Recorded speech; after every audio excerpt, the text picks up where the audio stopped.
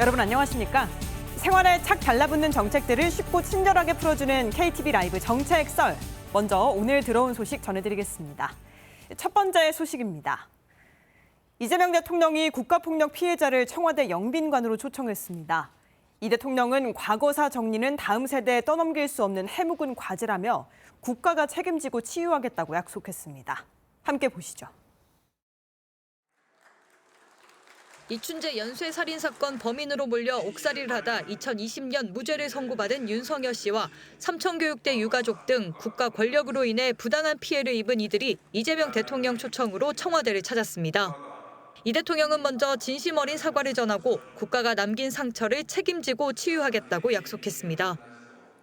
피해자들의 간절한 부름에 충분히 응답하지 못했던 점에 대해서 대통령으로서 깊은 책임감을 느낍니다. 단 한 사람의 무고한 희생자도 나오지 않도록 대통령으로서 무거운 책임의식을 가지고 노력하겠습니다. 이 대통령은 그러면서 국가의 책임엔 유효기간이 없다며 국가폭력 손해배상 청구권엔 소멸시효가 적용되지 않도록 법률적 조치를 했다고 소개했습니다. 형제복지원과 같은 집단 수용시설 인권유린 사건 등을 하나하나 언급하며 이같이 아직 해결되지 않은 사건도 철저히 규명할 거라고 밝혔습니다. 청와대는 긴 시간 외면받았던 개별 국가폭력 사건 피해자에 대통령이 직접 사과를 전한 건 이번이 처음이라고 설명했습니다. 이날 행사에는 70여 명의 국가폭력 피해자 등이 참석했습니다. 정말 너무 고통스럽고 힘든 시간들이었지만 대통령께서 오늘 저희들을 이렇게 불러서 말씀해 주시는데 조금이나마 이 평생 동안 가슴에 맺힌 응어리가 풀리는 것 같습니다. 다시 한 번 더 감사하다는 말씀을 드립니다. KTV 최영은입니다. 절기 입추가 무색한 극한더위가 기승입니다. 전국 대부분 지역에 폭염특보가 내려졌는데요. 주말에는 극한더위가 잠시 주춤하겠고 동해안에 많은 비가 내릴 전망입니다. 기상 상황 살펴봅니다. 절기상 가을의 시작을 알리는 입추지만 가을은 아직 올 기미가 없습니다. 날씨가 선선해진단 이른바 입추 매직은 온데간데 없이 전국이 펄펄 끓었습니다. 수도권 대부분 지역과 강원, 전남 광주와 전북, 경북과 대구 일부 지역에 폭염 중대경보가 발효됐고 전국 대부분 지역에는 폭염특보가 붉게 물들었습니다.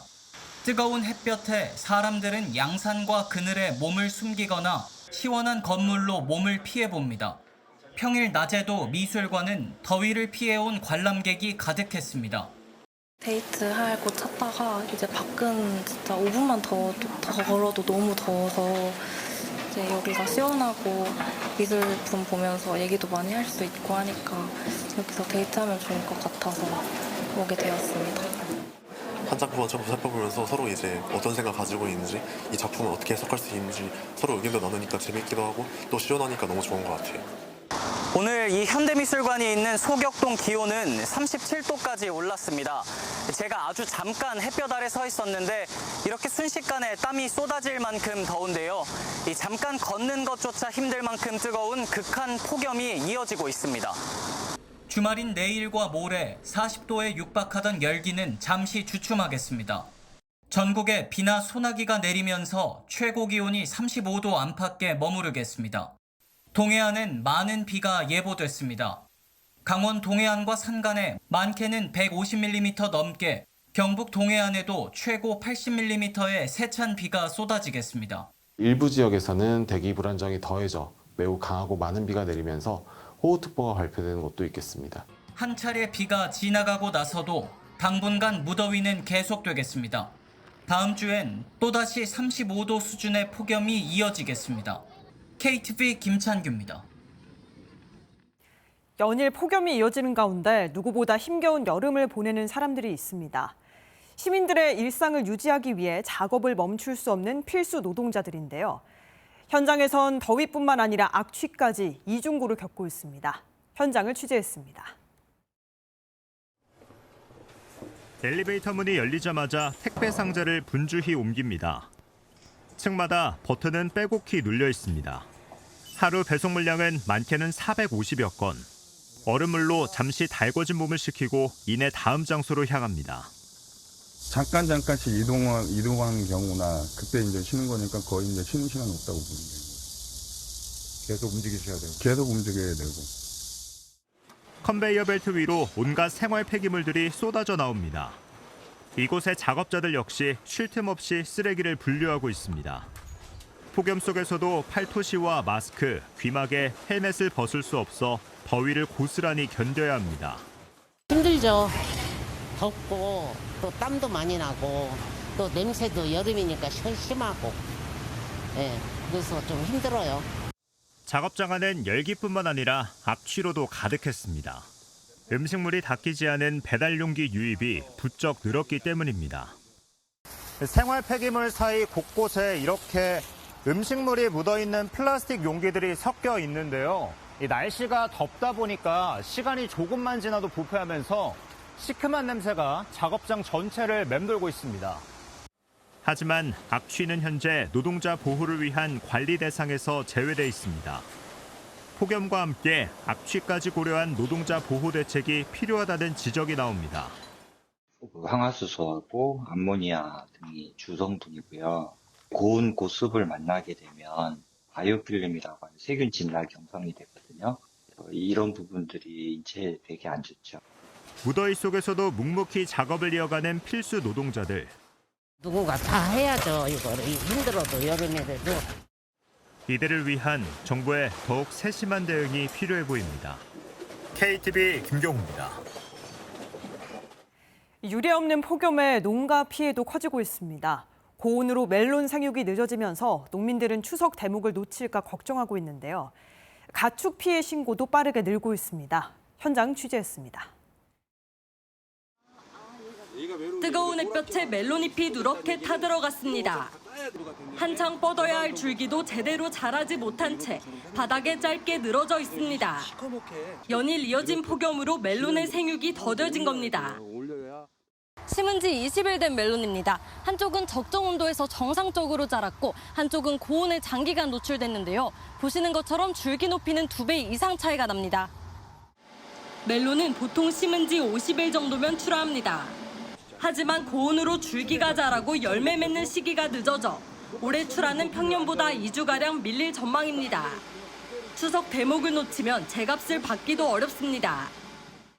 출하 시기가 늦어지면 이게 딱 추석 때 거의 이제 추석 전후로 해서 메론은 가장 가격이 좋거든요. 근데 벗어나 버리면 가격도 좀 다운되고 오히려 투자한 거에 비해서 가격은 더 낮아지니까 더 피해가 크죠. 인건비와 자재비 등 작업비도 한 동당 150만 원에서 200만 원 이상으로 30% 넘게 늘었습니다. 한우 농가도 폭염에 시달리고 있습니다. 소들이 선풍기와 그늘 아래 모여 거친 숨을 내쉽니다. 축사를 빼곡히 채운 선풍기도 열기를 식히긴 역부족입니다. 축사 선풍기를 모두 가동하고 있지만 정오가 가까워지자 내부 온도는 36도를 웃돕니다. 사료 섭취량이 줄면서 체중이 충분히 늘지 않아 출하 시기도 늦어지고 있습니다. 제때 출하하더라도 육질 등급이 떨어질 수 있어 농가 손해가 커집니다. 사료를 적게 먹기 때문에 좀 여기 등급이 그리고 여름 소들이 그 출하 시기는 여름에 지나서 가을까지는 등급이 덜 나온다고 봐야 돼요. 덜 먹기 때문에 여름에. 6일 기준 폭염 피해가 신고된 가축은 83만 603마리. 불과 이틀 만에 28만 마리 가까이 늘었습니다. 농림축산식품부는 오늘 14일까지 전국 농축산 현장을 특별 점검합니다. 폭염 취약 농가를 선제적으로 찾아내 예방 물품을 지원하고 찾아가는 살수 지원도 진행합니다. KTV 강지입니다. 40도에 육박하는 극한 더위가 이어지면서 에어컨에 의존하는 시간도 자연스레 늘었습니다. 에어컨 사용 시간이 늘어나는 만큼 전기요금 걱정은 커지는데요. 전기료 부담을 줄일 수 있는 에어컨 사용 방법 정리했습니다. 뜨거운 열기와 습한 공기에 숨을 고르며 걸음을 재촉합니다. 연일 이어지는 폭염에 에어컨 사용이 일상이 됐지만 시원한 만큼 전기요금 부담도 커지고 있습니다. 하루에 거의 반나절 정도 켜고 다니는 것 같고요. 회사 나와도 퇴근하고 집에 들어가면은 더워가지고 제대로 끄지 않으려고 노력해요. 좀 많이 부담돼요. 집이 넓든 좁든 계속 켜고 다니니까. 가게를 운영하는 자영업자들의 사정도 별반 다르지 않습니다. 일단 에어컨부터 켜고 있거든요. 그러면 이제 아침서부터 저녁 6시 이제 퇴근할 때까지는 항상 켜놓기 때문에 지금 날씨는 덥잖아요. 전기료 같은 경우는 어쩔 수 없이 저희가 고객을 위해서라면 또 안고 가야 되는. 에어컨 사용 습관을 조금만 바꿔도 전기료 부담을 줄일 수 있습니다. 우선 처음에는 설정 온도를 22에서 24도로 낮춰 실내를 빠르게 식힌 뒤 26에서 27도로 유지하는 것이 효율적입니다. 특히 에어컨 필터를 깨끗하게 유지하는 것도 전기요금 절감에 도움이 됩니다. 에어컨 필터를 꺼내보니 눈에 보이지 않는 먼지들이 촘촘하게 쌓여 있습니다. 이렇게 필터가 막히면 찬 공기가 원활하게 나오지 않아 더 많은 전력을 쓰게 됩니다. 냉방 효율이 떨어지면 전기요금이 평균 20에서 30%까지 오를 수 있어 필터를 주기적으로 청소하는 것이 좋습니다.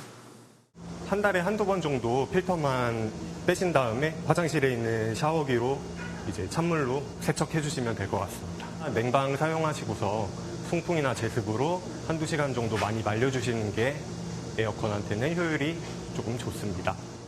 선풍기나 서큘레이터를 함께 사용하면 냉기가 실내에 고르게 퍼져 냉방 효과가 올라갑니다.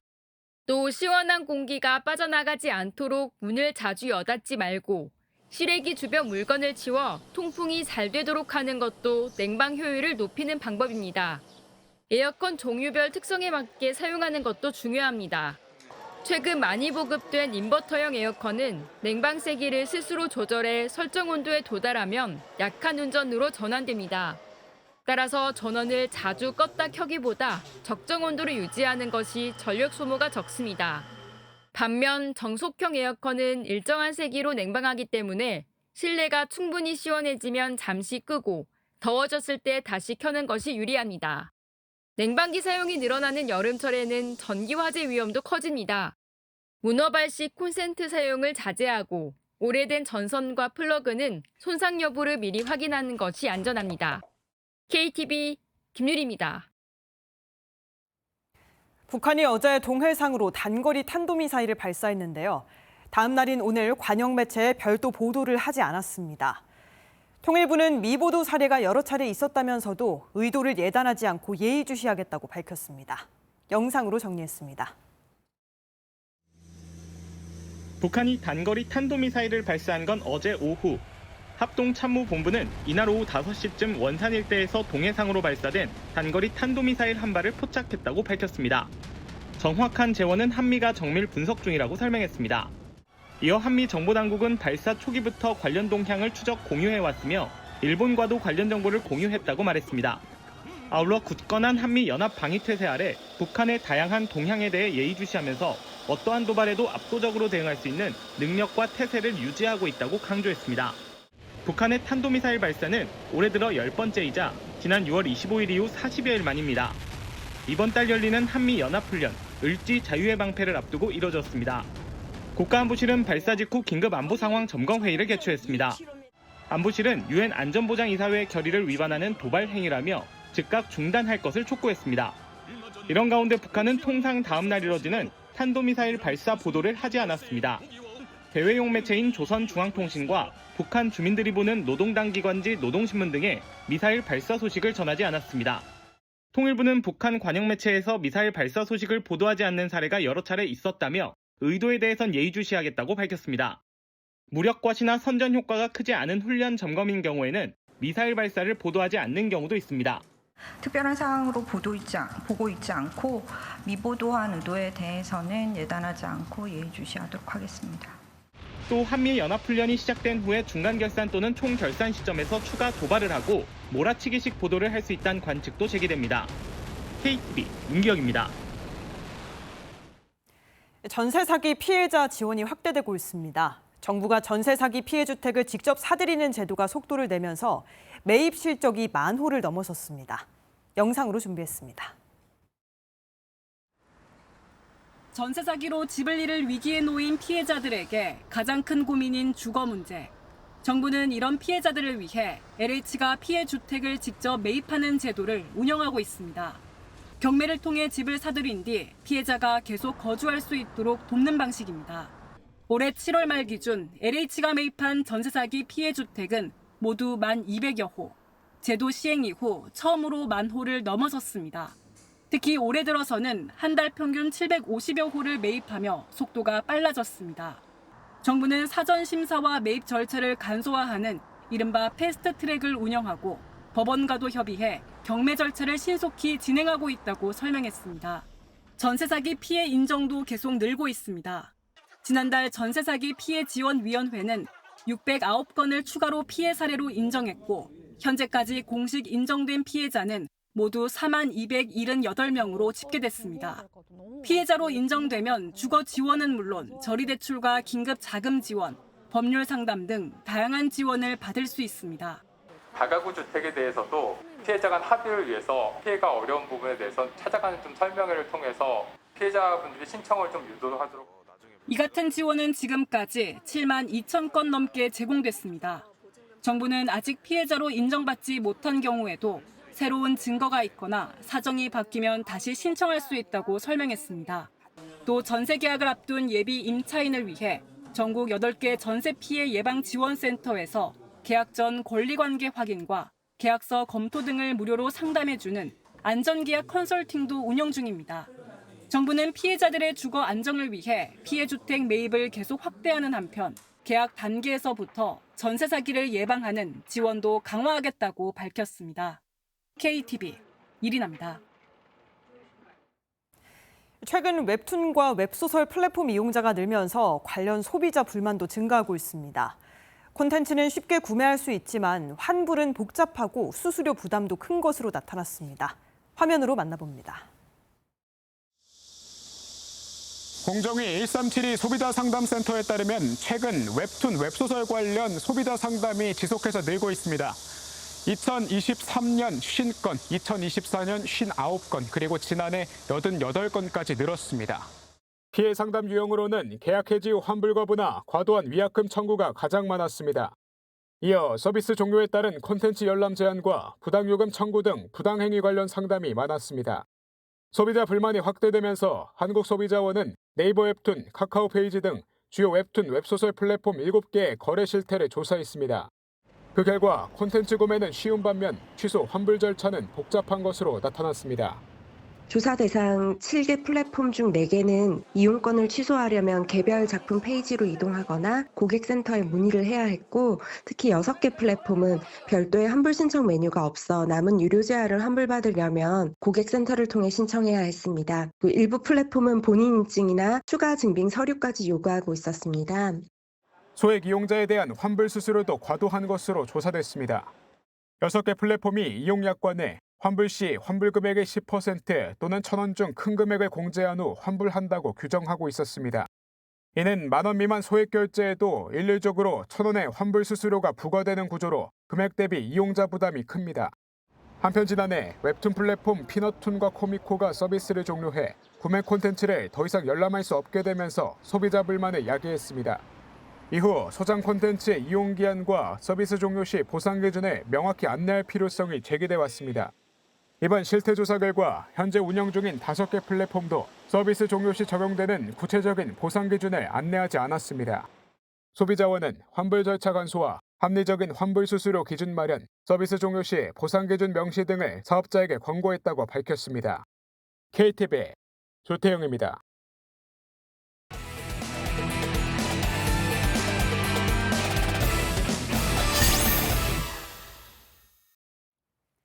이재명 대통령이 청와대에서 부동산 정책 점검 2차 회의를 주재했습니다. 비공개로 열린 이번 회의에선 수도권 공급 대책이 집중 논의됐습니다. 함께 보시죠. 지난 3일 7박 11일간 남미 순방을 마치고 귀국한 직후 청와대로 다시 출근해 최근 부동산 및 주식시장 점검 회의를 주재한 이재명 대통령.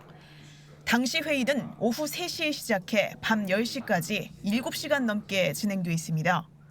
이 대통령은 지난 2022년부터 지속된 주택 공급 부진이 공급 절벽 상황을 초래했다 진단했고 이를 극복하려면 공급과 속도가 매우 중요하다고 강조한 바 있습니다. 여기에 더해 신속히 많은 주택이 공급될 수 있게 가용 공급 물량을 최대한 확보하라고 지시했습니다. 금융과 재정, 규제 완화 등 신속히 공급을 실현할 수 있는 방법을 찾으란 주문도 덧붙였습니다. 회의 말미에는 어렵더라도 2, 3일 내 후속 회의를 마련하라고 지시한 바 있습니다. 정부는 주택 공급 확대 그리고 또 속도를 1차적인 회의에서 대통령께서 주문한 바 다각적인 방안을 검토하고 있고요. 첫 회의 후 나흘 만에 열린 이번 후속 회의에선 수도권 공급 대책이 논의됐습니다. 지난 회의에서 이 대통령이 지시했던 공급 대책에 대해 관계 부처가 검토한 결과가 공유되고 세부 점검도 진행된 걸로 알려졌습니다. 아울러 조만간 정부가 발표할 대책의 내용과 발표 시기 등 세부 사항에 대해서도 조율이 이루어진 걸로 보입니다. KTV 이혜진입니다. 네, 앞서 리포트를 통해 이재명 대통령이 주재한 부동산 정책 점검 2차 회의 소식 알아봤는데요. 오늘 회의 내용 취재 기자와 더 알아보겠습니다.